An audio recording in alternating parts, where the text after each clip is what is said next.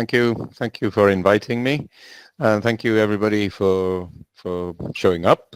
Um, so in this moment where we've seen everything we had been doing for um, so many years suddenly changing very radically as a result of the appearance of large language models.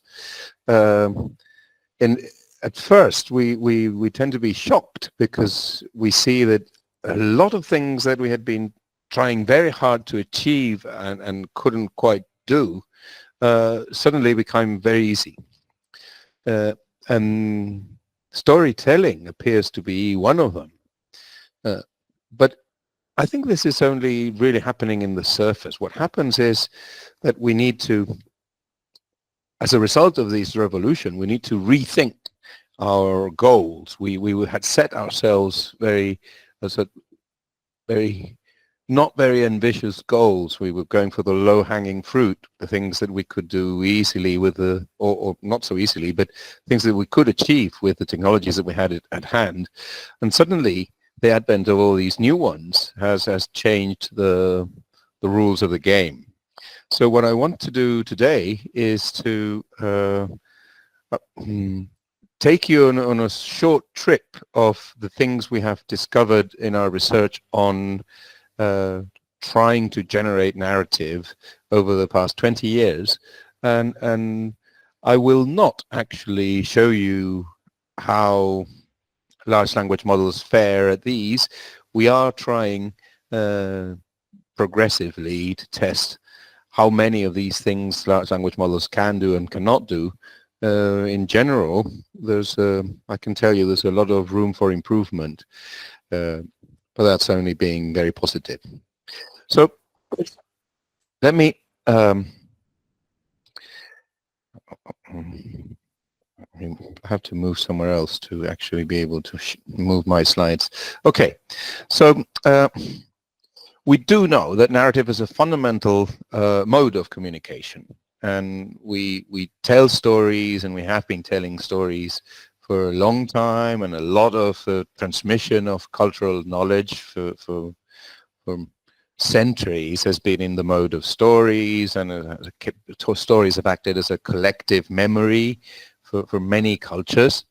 So we know this is very important. With the advent of telecommunications, the importance of stories has become a little blurred, but I think it might be fair to say that a lot of the content that is being transmitted using the new telecommunications is still stories, and a lot of what you see in social networks in the end are short stories, more visual than not. So you will see I'll be addressing some of the visual side of storytelling as well. An interesting point is that narrative, although we call it storytelling or refer to it as storytelling, and this suggests that there's a story there and we are telling it, but there's a lot of story building, story invention, and these two are different things. In particular, that's one of the things I want to tackle today in terms of the task of content planning. And another point that is also in the title is that when we tell stories, very often the characters in our stories also tell stories. Telling stories such as an important part of our lives that it becomes very difficult to tell a story in which there aren't any characters telling stories to one another. And if you actually come up with a story where there's no storytelling, it's surprisingly simple, and to the point that it's a little boring. I'll show you some very simple examples of stories that actually involve storytelling, and storytelling in the story is actually quite relevant to the plot. And this complicates matters very much for two different reasons. One is that it introduces a level of recursion. You're not only trying to model the way I am telling you a story, but if in my story someone is telling someone else's story, that replicates the problem in a smaller scale inside your story. And I'll show you as well that it is very frequent to have these levels nested recursively to surprising number of levels. At worst, you still have this issue of whether you're reporting on a world that exists or you're building a world in the process of telling your story. And you'll see that also the way these things are actually used in storytelling usually involves a bit of both, and a combination of both, or exploitation of assumptions on which one of these two you're dealing with. Okay, so this is a summary of what I want to cover today. I will first start with a review. It's not really a review. I used to do this as a review of concepts of narratology that are relevant for computational treatment and narrative. But in 20 years of research, we discovered that existing concepts of narratology fell a little short of capturing the full set of elements that we need from a computational point of view to address narrative. So this is a slightly enriched version. You could think of it as a computational narratologist's take on narratology. And then I'll cover a number of phenomena that are relevant for this problem, including the telling of embedded stories. And then I'll bring you back to the computational task to address this issue that I already mentioned, whether you're telling stories or inventing stories or somewhere in between, and how that affects the way that your computational models operate, because in fact they are very tightly linked together, and there are a lot of very interesting things to discover in how this happens. And finally, I'll try to reflect on what all this means in terms of what kind of research we should be doing at this point, or we might try to attempt in the future. Okay, so traditionally in the world of humanities, narrative has always been known to operate at two levels. One is what you're telling, the content, and this is where we have usually our content determination task. What am I going to tell? And then how it is told, and that's the discourse planning task. For us, this is very clear. For narratologists, they were a little they're always a little surprised by how clear we see these things. For them, they had like different names for historically different authors have named differently the view of the representation or the concept of what is told and the concept of the means by which it is told. And it gets a little confusing because all of them have slightly different conflicting definitions, and they usually stop at this. This is an extra level of the actual text that is not so conceptual. But for us, it is a little more complex because we do consider, because we are we want to address the problem from the point of view of there is an existing data set that I am using as reference that I want to tell about in one of these modes, and then from that I do a selection of what I actually want to tell. So we need to introduce this concept, this additional concept of world that narratologists only have started dealing with in more recent times. But this is like the world. Something has happened. This is the set of all things that's happened. This is an interesting example. It's just a very nice picture I found somewhere which lends itself very well for this kind of talk, which is the complete argument of the Lord of the Rings. And you can see time goes along the horizontal axis, and the vertical axis shows threads for different characters, and you can see how they all move over time, and how some of them are together and some of them are apart, and then they start recombining. So this is the world. This is everything that happens, because for every character, it includes everything the character does from the beginning of the story to the end of the story. But that's not how the story we get is told. If you actually represent over this world what is actually told, it's only the bits marked in red here. These are what they call the fabula. It's what is told. But you don't get the fabula as such in a big chunk.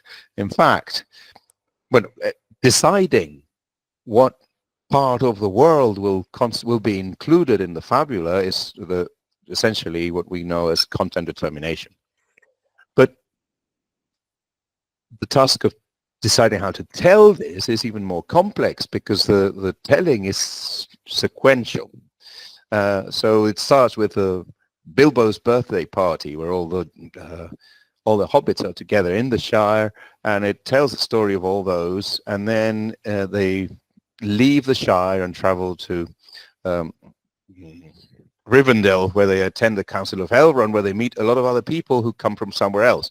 And here we stop, and the book goes back in time to tell us, well, it starts telling the Council of Elrond where they all meet, but then it goes back in time to tell how each one of the attendants has decided to come and how they came here. And then they constitute the community of the Ring, and they all, the Fellowship of the Ring, sorry, and they all leave until at some point the Fellowship breaks up, and then the text has to decide which one to follow. It follows Aragorn, Gimli, and Legolas, who are chasing the orcs that kidnapped the two hobbits, and then it goes back to tell us how the hobbits are being kidnapped and taken by the orcs, and then it keeps switching between the two for a while. This is the set of all these decisions of where to focus, how much to tell, when to stop, when to shift to somewhere else, and so on, and in which order you're telling things that are taking place in parallel. This is what represents discourse, and it involves discourse planning as we know it. I won't bother you with a complete description of the whole book, but you can see that there's a lot of jumping back and forth, which is something that we also used to now because of all the films that we've watched, and Hollywood films do this a lot, and TV series even more so. You can see here this particular bit in the middle. There's a lot of jumping to and fro, from focalizing on one character to focusing on another, and at each point, things that are happening at the same moment in time in different places, you break them up into spans of discourse that you then linearize and put together in a particular order. So you have the full story all the way to the end. So this is the discourse, and this is the task of deciding how to do this is discourse planning. Once you have your discourse, this is linear representation of the content you want to tell. You still have to decide how to do this. And if you're going to write a book, you're producing text, and then, but there's other alternatives. You could do this as a film. If you are building text, you have your sentence planning, self-actualization, all those things, which are now sort of being superseded by what wonderful large language models can do. And if you're trying to come up with film, it's not so clear, but there's certainly a way of doing it. It's quite interesting to realize when you're comparing these things that both the content determination, the actual fabula, and the discourse is different between the text and the film versions. And even the world they're really telling is different, because it's a fictional world, and filmmakers these days that don't feel bound by the world that the original author created, and they take a lot of liberties with it. Anyway, we also have to consider, this just gives us the elements that we are playing with, but we also need to consider the context, and which is we have narrative is being told by someone to someone else, and usually with some kind of intention, some purpose. So we need to address this. And there's also a way in which to understand, because the way we are built internally, apparently, the way our cognition is built, when we're being told a story, this concept is very present. We know this is someone's story, and we immediately have this reflex of trying to find whose story it is. And now that is what Jeanette called focalization. Every story that is a story is usually told from the point of view of someone, even if it is not told in the first person, but the author is following someone. You could see there in the Lord of the Rings that first we were following the hobbits, and then we were following Aragorn and his party, and then go back to that is focalization. That is it's not just someone's point of view, it's we know that people expect stories to be phrased in terms of the perception of someone. So you're telling the story as it would be seen by someone who was there at the time. And sometimes you switch to tell another part of the same story maybe, but that could only be perceived by someone who was somewhere else. And then this is what focalization means. To give you a very simple, very basic example, this is a chess game. It's a chess board with all the pieces there, and you can sort of animate it to see what the pieces are doing. You could consider this as the world for a story, and things are happening. There's like conflict between the black and the white, and there's pieces that can be seen as characters, and there's pieces are taken and they disappear, which in sort of resembles things that happen to people in stories. But this is not the way we tell stories. This is the way we're used to seeing chess games, but the stories we consume are not told like this. Essentially, what we do to make this into a story, you would start somewhere on the field here at the bottom. I can't. This is white, I guess, and you would see what some piece that was there could see, and they can't see the other end of the field, the other end of the board. So what happens is, in this case, you're telling this, and there's things happening elsewhere. If you look at the number of turns, there's things happening at the other end of the board that are happening in between, but you don't bother about them. You're still only capturing what happens at this end. And then at some point, usually only when you have a character from the other end of the board appearing here, you actually jump. But you don't just jump in space, you jump in time, you jump back to turn 0. And because you need to explain how these characters travel all the way from the initial position to the point where they might, like right here, jump out of this focalization into the other one. But also when you go back now, you see, you don't start with whatever was happening next. You have to jump back one step to provide your reader or your spectator with the context of what was happening here before this new character suddenly jumps in. Okay, this is the way focalization works in our traditional way of understanding narrative. So this is something we tried to model, and you can see here, in terms of those concepts that I explained before, this is the real sequence of things that happen in the world, and this is the discourse as it is told. So there's 2 focalization changes as you jump from the bottom of the board to the top of the board and then back to the bottom. And what happens here is you tell the story of turn 0 in 2 pieces rather than one focalizing at the bottom, one focalizing at the top. And this happens as well with turn 6, where one of the pawns, the black pawns, jumps across the border of your focalization space and comes from the north of the board and appears down at the bottom of the board. And then you also have this turn 5, which is told twice, really. Once when you, just before you leave the bottom of the board, when you jump to the top, and then again when you come back to the bottom of the board, because you need to provide context. This is, I could give you examples of how this works in actual text, but it would make the talk too long. But anyway, this is something that happened, so we're trying to capture this, and what we did was we used a chessboard and then created the views of the board that each piece involved would have. Then we selected a couple of pieces in the board. This is the 2 queens, and then for each queen you get a different thread, and they only see what's happening there. But you can't tell a story like that in 2 streams.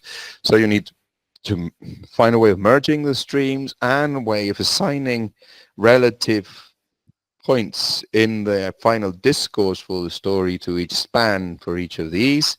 And this actually gives you the text for the game, which is essentially the story of the 2 queens, and how at some point the black queen kills the white queen, but then gets killed herself by a white piece. I could go on about this. This is a really interesting problem, because you also see that you're not really just telling what actually happens in the world. You're also, in a way, it's like when you're sitting on a train. You're sitting on the train and you're not doing anything. But if you were to tell the story of your train journey, what you tell is all these things that are moving past you on the window, right? So in this particular case, it's exactly the same thing. As the pieces move up, you need to, even if they're only moving, you need to tell what they leave behind, what appears in front of them, and so on. And so in a way, it's not, what you're doing is not just content selection. It's not that you have the world and then you select which events in the world you want to tell. There's actually an issue related to your choice of focalization imposes additional events in the world of your story, because you discover things as you move, or you leave behind things as you move. Anyway, the other problem that I wanted to consider is the telling of stories within the stories. This is called narrative and story embedding. They're called embedded stories. Is a characters in the story start telling stories, and this can be nested recursively. This narratology has some very useful terminology here. There's the frame story, which is the level at which your initial characters stand, and there's the embedded story, which is the story they are telling themselves, and this is of course recursive all the way down. Now, when this is difficult to represent, but I'm trying to conceptualize, to give you a handle on the conceptual elements that we need to consider. Here on the left is what it's supposed to be happening in the world, and on the right is what people were hearing the story are interpreting, right? So you have, if in the past this person has been fighting, right, we get this representation, but at some point more recently, this person tells someone else that they've been fighting. Now, this is, in fact, referential. When this person tells about his fighting, he's referring to something that we have already been told in the story, and this needs to be identified. It's this, because this discourse is anaphoric of a previous part of the discourse, a previous segment of the discourse. Now, the thing is, as with all anaphoras, this can also be exploited. So it could also be the case that we're only told that this person is telling someone else about their past, but then when we hear this, we reconstruct the image of this preceding discourse that we haven't been told directly, we've been only being told indirectly, but for us, it's the representation we construct is pretty similar.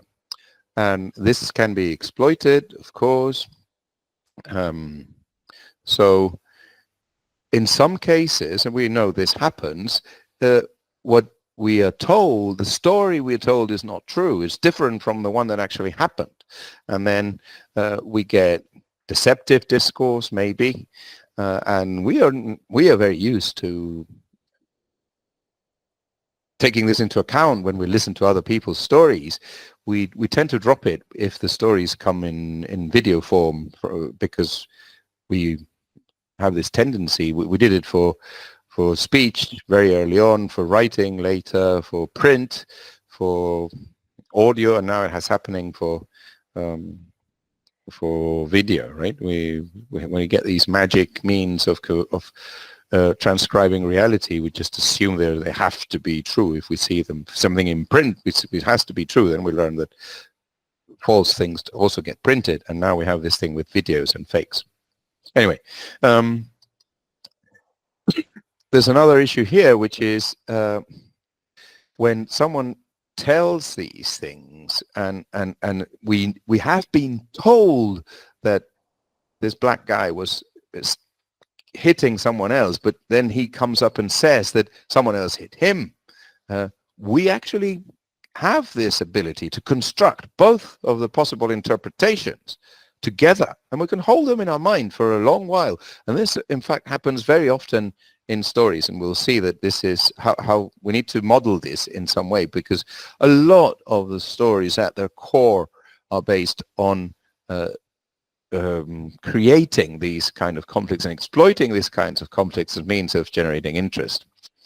And then there's all this the issue of modality. I won't go into modality because it would complicate matters a lot, but then we also have people not telling stories that we know are not true, just what they want to, they wish would happen, or what they're planning to do, and then the kind of tools we would need to represent this gets even more complicated. Anyway, the classic example of embedded stories is the Arabian Nights, and you all know the story. It's the king has been deceived by his wife, so he decides to marry a new wife every night and then kill her in the morning. And Scheherazade comes and says, I'm going to stop this, and she shows up and starts telling a tale. And so you can see here on the left, you come in blue, the tale of the king and Scheherazade, and then the tale that Scheherazade starts telling. Now, at some point, within the tale that Scheherazade is telling, someone starts telling someone else a different tale. So you're getting this level of nesting. And then at some point, she breaks out, not only of the tale inside her tale, but also for the tale she's telling, because morning is coming, and you know how it goes. She leaves all these stories halfway through. This is the very first story in the book, and she's managed to leave not one but two stories pending to make sure that the king decides not to kill her in the morning and wait for the following night so she can finish the stories. Okay, and so she achieves this. But if you actually build a structure, it's just this nesting of stories within stories and characters that tell stories.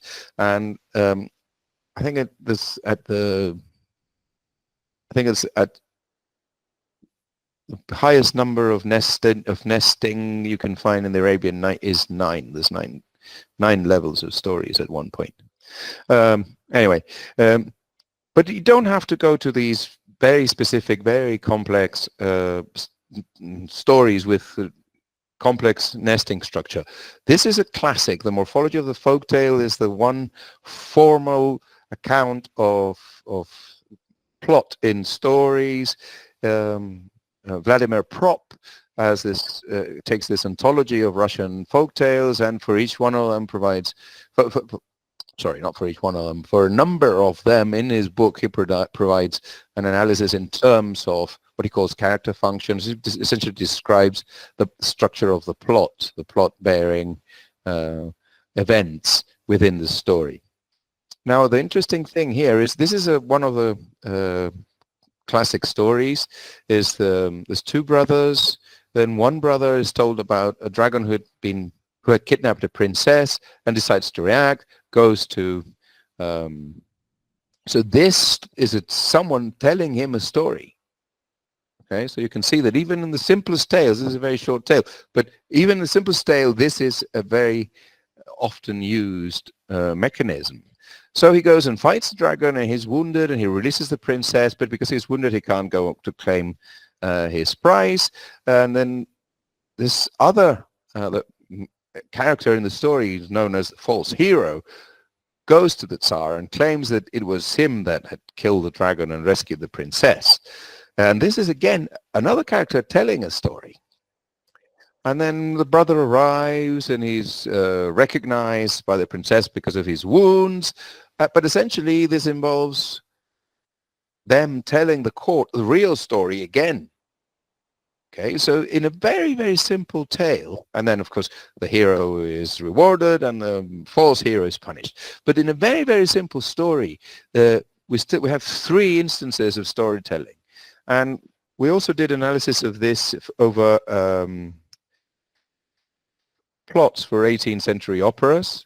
And it's really interesting because of the convention that gory events do not happen on stage, then actually most of the important events of the plot of most of these operas are actually happening off stage. And what happens is some character comes on stage and tells the story of the event that happened off stage. And if you work your way through some of these operas, it's the events that move the plot are actually happening off stage, and someone comes in and tells about them. This is especially true, for instance, also for Wagner's operas, where it's like watching the news. You have these talking heads, and they're all telling about things that happened to them in the past, and that the story is not in what they do on stage, is in what they're telling each other. So it becomes important to do to look at this in some way. So what happens because it's recursive, you need a stack. You're building this interpretation, and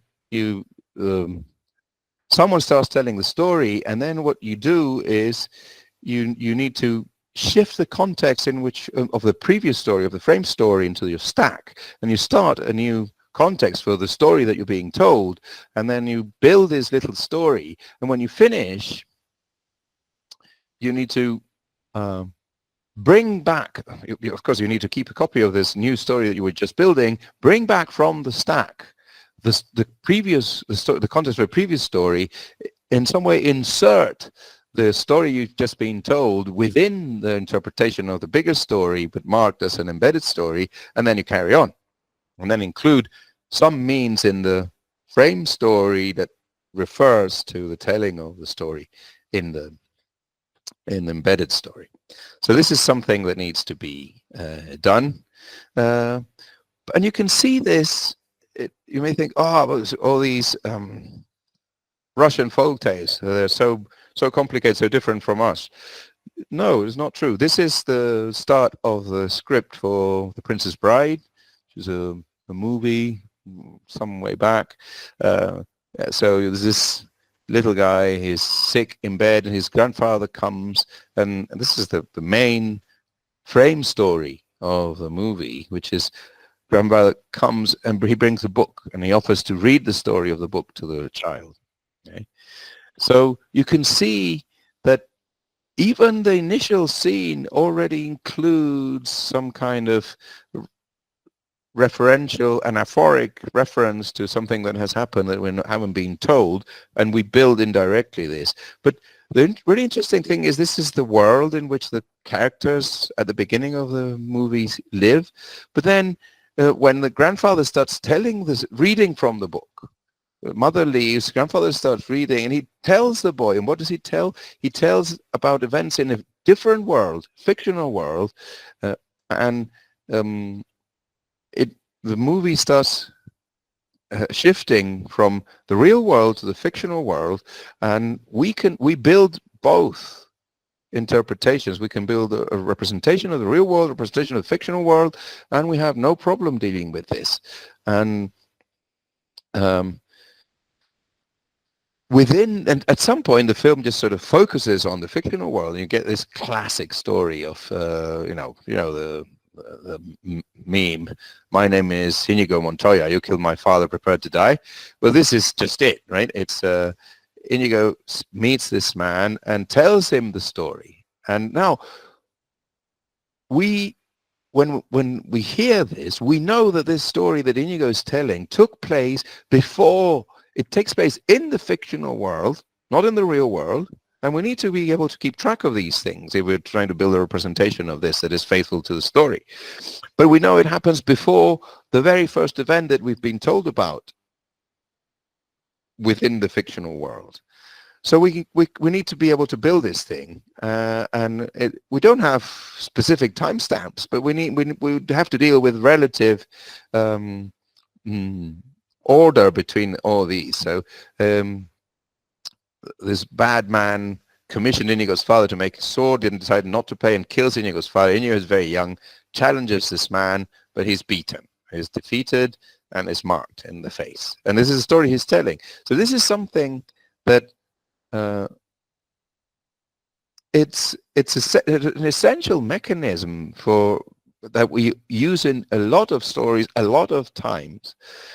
So we need to be able to count for this. Okay. Now, again, when you're dealing with movies, and I'll just mention this in passing, but I think it's very interesting because now we've also, with all the revolution in the way we communicate, we're also shifting a little from text to video, right? So we can see here that this is a part of the film where we see grandfather reading and we hear what he's reading, but then it skips and he's still reading, but we're now seeing the scenes that represent what he's reading. So there's a lot of complexity there that needs to be accounted for. And as I say, this is, I did say at the beginning, I'm going to present challenges rather than solutions, right? So these are all challenges that might need addressing. And I think a lot of them are challenges that were beyond our means with the technology we had before, but suddenly these new ones might give us a handle to start considering them at least as a possibility. Anyway, from all of that, what you get is a picture of the tasks related to narrative that is more complex than we considered at first. So you have this world, and from that world you can select a discourse and then convert a discourse into text. So we have content planning, textualization. These are classic tasks. And this is, I want to call this compositional narrative. This is storytelling. This is one possible interpretation of the term storytelling, but it's not inventing stories, right? This is just composition. And there's a lot, as you've seen, a lot of very complex decisions to be made there. And I've been working on trying to come up with computational models of this task. But if you just you create the early story generators, this is something that back in the 60s, there were already some of these. And when you generate a story, they just would generate a discourse. At the time, they weren't very good at generating text, so they were just generating a conceptual representation that was sequential of the discourse of the story, but they just generate this. Then at some point we started having agent-based simulations, and they would generate the world, and Harriet, who's listening, did a very interesting work on this some time back. And then from the world, you need to represent a way of selecting what the discourse is, and then you can just generate the text as well, right? And now we have neural story generation. And neural story generation is sort of magic, and you just ask for a story and you get text, and there's no world, there's no discourse, there's nothing, right? So this is of course very powerful, but I wonder, and this is what I'll be talking about in the next few minutes, how well can you model the complexity of storytelling that we are used to without actually having a representation of these various decisions in there? And if you can, then maybe, even if you could, you might still, because these new models can generate text, thousands of texts, and you may need to be able to tell which ones of those are actually capturing the more interesting phenomena you might be interested in. So what you find yourself, if this was generation of narrative, then we're still missing this extra layer, which is what we do from these, whether it's composed or generated. What we do when we receive these narratives, and which is essential in the process that we are very good at of attributing quality to these narratives, is a different kind of task. So we get the text and we understand the world. This is more natural language understanding as traditionally understood. But you could consider it in two steps, like from the text come up with a conceptual representation of discourse, and then from the discourse reconstruct the world. So that's another thing, that if you, what we discovered is, if you want to attribute quality values to some of these narratives, you may want to consider whether or not they are attempting or addressing these various operations that I've just been telling you about. So we decided to start to look into that, and this is what we call interpretation of narrative. And now these three different tasks related to narrative, I hope I've convinced you that there is a possible way of separating them and understanding them as conceptually different. But in fact, they tend to, when we're talking about human narrative and human authors and human readers, they come very much together. They interact with one another very heavily. So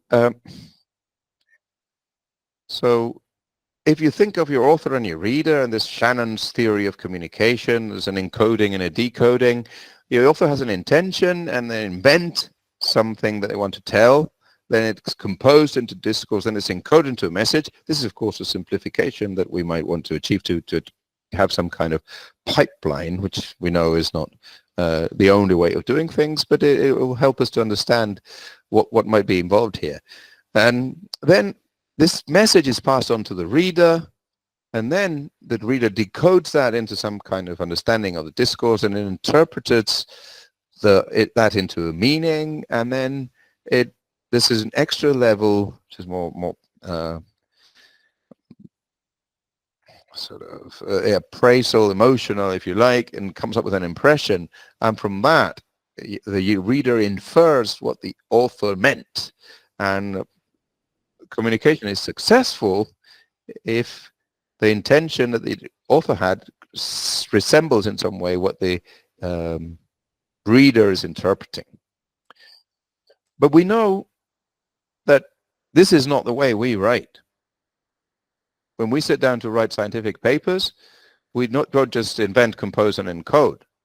In fact, what we do is much more like we have an intention, we invent something, we compose it into discourse, we encode it into a message, and then we change hats. We stop being authors. We put on our reviewer's hat and read this draft of a paper as a reviewer, and we carry out all these extra tasks to see what will the reviewer think. And then we compare that with our intention, and if it works, then we tell the story, but we submit the paper. But if it doesn't, then we reinvent, recompose, re-encode, and I iterate over this cycle as many times as we need until we're happy that the impression our writing is producing matches somehow our intention. And the intention may even change as we do that. So this is a complex process, and it involves a model of the reader. We have this We need this model of the reader. And this is also when in computational creativity, we started generating lots of different things, music, stories, poems, and then that's appeared to be reasonably easy. Then the problem comes really when you try to think whether these things are good and which ones are better if you can produce many of them. And then this comes in. The better ones, you can only tell if you consider what impression they're causing on someone who's consuming them. So there's you may see that I've put here some of the references for the work that's passed in case anybody is interested in learning more. There's this, I love this quote because we tend to generate without a clear idea of why we're generating, who we're generating for. And you need to know who you're writing for and what effect you need to achieve on them. Anyway, so when we started building our little models of how this interpretation might go through, this is the same story that we had before. So there's this little brother, and this is, on the left you have the discourse as you're getting it. On the right you have what you're trying to build. So when the brother is told about how the princess was kidnapped, then what you're getting is one view of the story. When the false hero arrives and decides that and tells everybody that it was he who had killed the dragon, what you're getting is an alternative view on the same event. And we are very good at building this parallel representation that keeps more than one view. So you can see it here on the right, and at the bottom you can see the two views. And this happens when we looked at 18th century operas which have very complex plots. At some point the number of different views on a given story starts getting quite surprising, quite high. So you need to build this partially ordered graph for the story events because you need to keep track of the relative order of the various versions of the events in the various versions. But it's a branching graph, and different characters in the story will be holding, and you know who holds which view. But so you know that the princess and the hero know who actually rescued her, but the king and everybody else in court believes it was someone else. But you can keep that in mind very easily. And then when the story is told of who it really was, then the thing boils down to a single view. So what happens is we used to have this view that there's one interpretation of the story, and when you've understood the story, you come up with one interpretation, and it's not true. It's not true. These stories, the impact of these stories, the effect that the author wants to achieve with this story is not captured simply by the final interpretation of the story at the end. What you need to build is this conflict of views in between. This is the dynamics that characterizes the story. So we need to be able to model this. And it's not just what you get at the end. And it also matches the number of stories at some point, how many different characters believe different stories about what really happened. It's usually very low at the beginning, very low at the end, and in between there's a moment of confusion, and the whole story, the plot of the story is precisely about how the confusion comes about and how the confusion is resolved. So I was reading, this is The Death of the Author it's a quote from The Death of the Author by Roland Barthes, and he was saying that in the text of a Greek tragedy, it's constitutively ambiguous.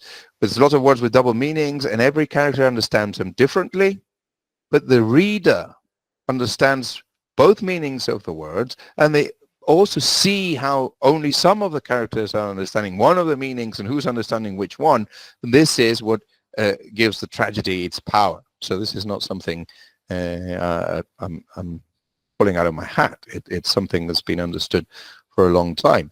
But we still don't have good computational models of this, and I think they might be very necessary and very useful to help us in sifting through the avalanche of new text that the LLMs are generating for us. Okay, so to sum up, the open challenges that I see here are, first, we have to, when you're talking about storytelling and narrative, there's different between whether you're telling a story that's based on fact or whether it's all fiction, and then you either have to do content selection or content creation. And then there's hybrid cases where there's a certain fact, but someone wants to present it in a particular way and maybe a little free and adding or subtracting material to suit their purposes, or simply historical fiction where we know what happened, we're trying to get it across, but in order to make it easy to follow or to give it some interesting driving plot, we enrich it in some way.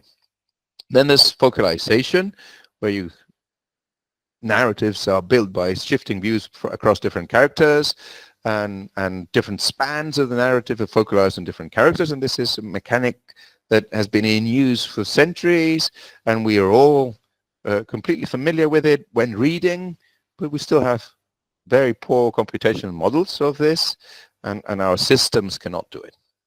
And finally, the embedded stories, where you have these embedded stories, they act, if you think of them as reference to discourse, then you're not, when you're generating at some point, you're not only generating from your data, you may need to consider the discourse you've accumulated behind you so far as part of the potential input data that you could be, you need to take into account, because you might need to consider telling stories about things that have already happened, that you've already told the reader about.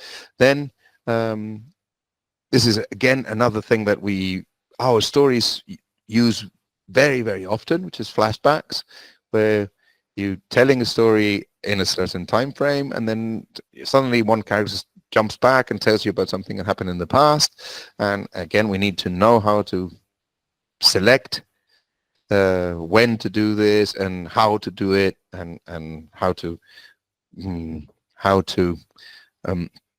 flag that this is happening, how to flag that this has stopped happening, so that the reader can follow. But then again, to be able to do that, we may need a model of how the reader can tell these things. Okay, and then when in a more elaborate text, we have plot twists and this idea of generating a confusion and then solving the confusion. And again, we may need to be able to deal with that. Okay, and finally, just to round up, I think, and these are just, I've grandly labeled these conclusions, but have to say they are my own personal conclusions. But I think these matters are too important to go and research. We can't, even if LLMs can build stories without explicit representation of any of this, I still think it pays. We need to make the effort to understand how these things operate in the way we handle stories. In part, but even if this didn't happen, I would still think that. But I also think that there may be a glass ceiling what the LLMs can achieve without considering these things. They might be able to do very well and very simple stories, but we are currently working on testing this. But I suspect that without an explicit representation of some of these decisions, or explicit training to be able to deal with this decision, or whatever it is, that whichever way you choose to address this in your research, these things need to be considered. And then at a more general level, if practice overall in the world is shifting to widespread use of ChatGPT to write things, asking ChatGPT to write everything, then for a start, there's a risk of a loss of complexity and nuance in the outputs. Unless ChatGPT can also handle all these things, then we may get stuck with texts that can't do any of this. So we must make people aware that these things are there, and if whether we need to find out whether there is some kind of prompting that might be able to produce this, or some fine-tuning that might be able to produce them. And if not, we need to know that we're losing all that. Okay?